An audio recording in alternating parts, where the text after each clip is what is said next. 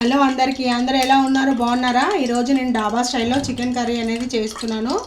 Chicken gravy curry డాబా స్టైల్లో ఎలా ఉంటుందో మనకి రోటీస్, నాన్ రోటీ, తందూరి రోటీతో ఇస్తారు కదా, చాలా బాగుంటుంది. అదే స్టైల్లో చేస్తున్నాను.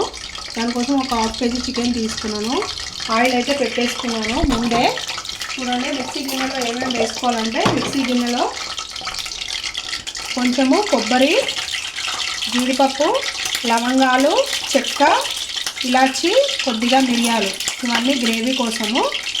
జీడిపప్పు, తర్వాత కొత్తిమీర, పుదీనా, ఇవన్నీ మెత్తగా పేస్ట్ లాగా చేసుకోవాలి. బాగా మెత్తగా పేస్ట్ అనేది చేసుకోవాలి. కొద్దిగా ధనియాలు, గసగసాలు అన్నీ వేసి, ఒక ఉల్లిపాయ ఉంది కదా, ఒక ఉల్లిపాయ పేస్ట్ చేసుకోవాలి. ఇందులోనే వేసేసుకొని అన్నీ మెత్తగా పేస్ట్ అనేది చేసుకోవాలి. వేసుకొని మనం ఇది గ్రేవీ కింద మనం వాడతాము. మిక్సీలో అయితే వేసుకున్నాం. ఆయిల్ అనేది హీట్ ఎక్కింది. జింజర్ గార్లిక్ పేస్ట్ వేస్తున్నాను ఒక స్పూను. జింజర్ గార్లిక్ పేస్ట్ అనేది మంచిగా వేగింది.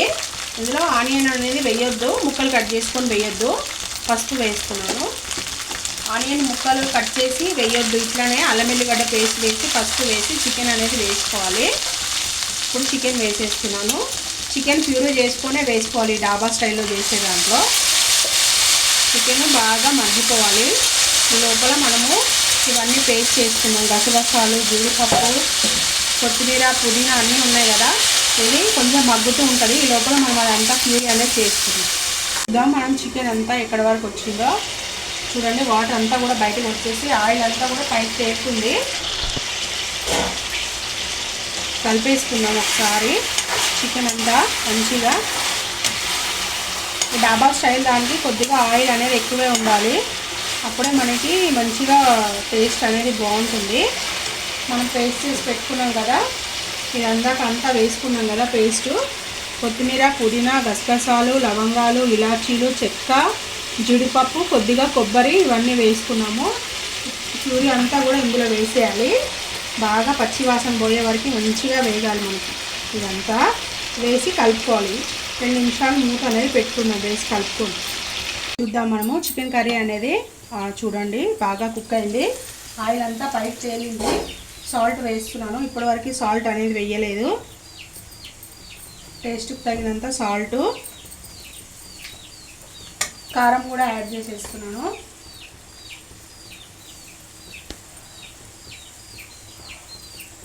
కారము సరిపోతుంది, ఒక 2 టేబుల్ స్పూన్స్ వేసాను.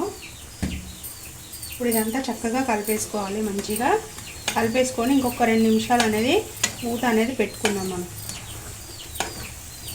కారం అంతా కూడా పచ్చివాసన అంతా పోయింది. చూడండి, కసూరి మేతిది కొద్దిగా ఇట్లా క్రష్ చేసుకొని ఇందులో వేసేయాలి. కసూరి మేతి అనేది క్రష్ చేసుకొని వేసుకుంటే టేస్ట్ అనేది బాగుంటుంది.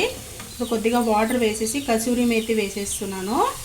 చూడండి, ఒక చిన్న గ్లాస్ వాటర్ అయితే వేసాను. వేసేసి కసూరి మేతి వేసేసి మూత పెట్టేస్తాను. ఒక 2 నిమిషాలు అయితే 3 నిమిషాలు అయితే ఉడకనిచ్చేద్దాం కూర అనేది. మనం చికెన్ కర్రీ అనేది ఓహో సూపర్ అంటే సూపర్ అయిపోయింది. చూడండి ఎంత కలర్ఫుల్గా ఉందో చికెన్ కర్రీ అనేది. మనకి అద్రిపోతుంది కలరు, టేస్ట్ కూడా. కొత్తిమీర వేసేస్తున్నాను. కొత్తిమీర వేసేసి సర్వింగ్ బౌల్లోకి అయితే తీసేసుకుంటాను. ఒక్కసారి తిన్నారంటే దీన్ని ఇంకా వదిలిపెట్టరు, అంత టేస్ట్ ఉంటుంది.